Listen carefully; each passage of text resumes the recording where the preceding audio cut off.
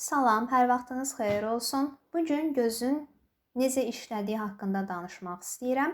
Gözün quruluşu haqqında bu kanalın ilk videosunda paylaşmışam. Tövsiyə edirəm ki, əgər gözü öyrənməyə yeni başlamısınızsa da o ətraflı uzun videonu izləyin. Gözün hissələrinin adlarını öyrənin, daha sonra bu videonu izləyərsiniz. Gəlin çox uzatmadan başlayaq. Gözə işıq düşdükdə o əvvəlcə gözün hansı hissəsinə düşəcək? Ən xaricdə olan buynuz qişaya düşəcək.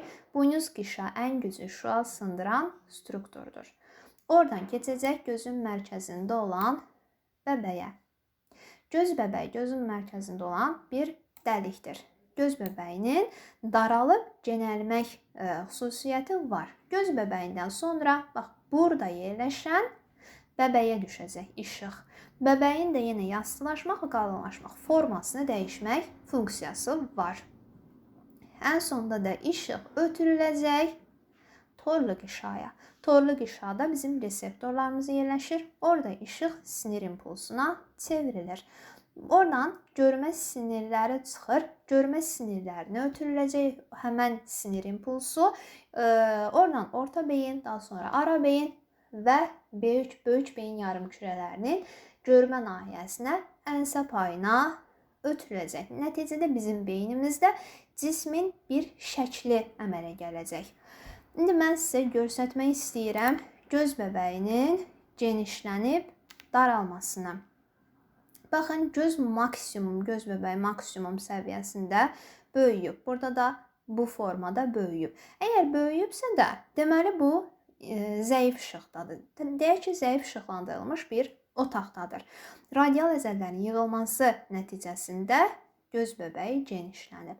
Buradan tutalım ki, işıqlandırılmış otağa və yaxud gözünə bir fənər tutdu.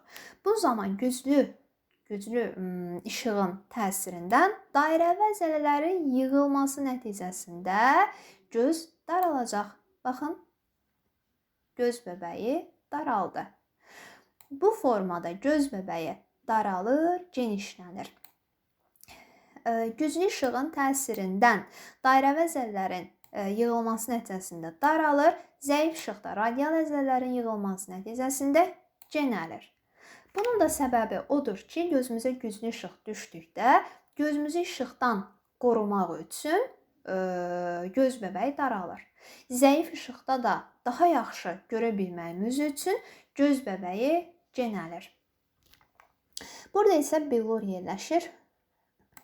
Baxın, billura sapa bənzər əzələlər birləşir. Bunlar saya əzələlərdir. Kirpikli cismin əzələləridir bunlar. Əgər biz uzaqda yerləşən əşyaya baxırıqsa da, billur yastılaşır. Bax, bu şəkildə gördüyünüz forma yastı formadır. Kirpikli cismin əzələləri boşalıb və billur yastılaşıb. Əgər o cismi uzaqdan yavaş-yavaş yaxınlaşdırsaq, kirpikli cismin əzələləri yığılacaq və billur qalınlaşacaq. Biz nəticədə yaxında yerləşən əşyaları görə biləcəyik.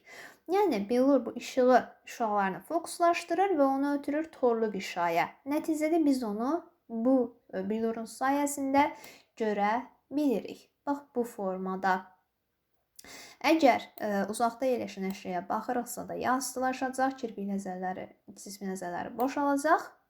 O cismi yaxınlaşdırdıqda billur qalınlaşacaq, kirpikli cismin əzələləri yığılacaq.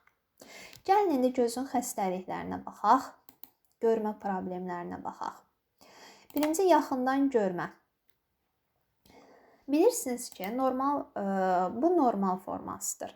Yaxından görmə adından bəllidir. Yaxını görür, uzağı görə bilmir. Tutalım ki, uzaqda bir ağac yerləşib. Bu insan bu ağaca baxanda ağacın, cismin xəyalı gəlir, düz torlu qişaya düşür. Burada fokuslaşır. Nəticədə biz onu görə bilirik. Əgər yaxından görmə problemi varsa da, bu insanlarda anadan gəlmə, göz alması uzunsov olur. Nəticədə cismin xəyalı torlu qişadan öndə alındı. Baxın, burada fokuslaşdı cismin xəyalı. Nəticədə bu insan uzaqda olan cismi bulanıq görəcək. Bunun üçün də səpici linzalı eynəklərdən istifadə edirlər. Səpici linzalı eynək cismin xəyalını düz torlu qişada cəmləşdirir. və biz onu görə bilirik. Uzaqdan görmədə isə, uzağı görür, yaxını görə bilmir. Məsələn, yaxında olan bir kitabı oxuyursa da, normal insanda gəlir torluq işaya düşür cismin xəyalı. Uzaqdan görmə problemi olan insanlarda göz alması anadan gəlmə qısı olur. Cismin xəyalı torluq işadan arxada alınır. Nəticədə bu insan cismi bulanıq görür. Bunun üçün də toplayıcı linzalı eynəklərdən istifadə edirlər. Astigmatizmə baxaq. Yenə bu normal versiyasıdır. Astigmatizm olanda billurun formasının qeyri-təbiiliyi deyək, nəticəsində əmələ gəlir. Cismin fokus nöqtəsi bir nöqtədə əmələ gəlmir. Cismin xəyalı bir neçə nöqtədə fokuslaşır. Nəticədə bulanıq bir görüntü olur. Bunun da yenə eynəklərlə müalicəsi deməyək, eynəklərlə daha yaxşı görə bilirlər. Astigmatizm həm uzağı, həm yaxını bulanıq görür. Bir də var presbiopiya. Bu insanlarda yaxını görmək çətindir. Yaşla əlaqədar əmələ gəlir. Əsasən 40 yaşdan sonra presbiopiya xəstəliyi əmələ gəlir, göz problemi əmələ gəlir. Bu zaman billur yaşla əlaqədar elastikliyini itirir.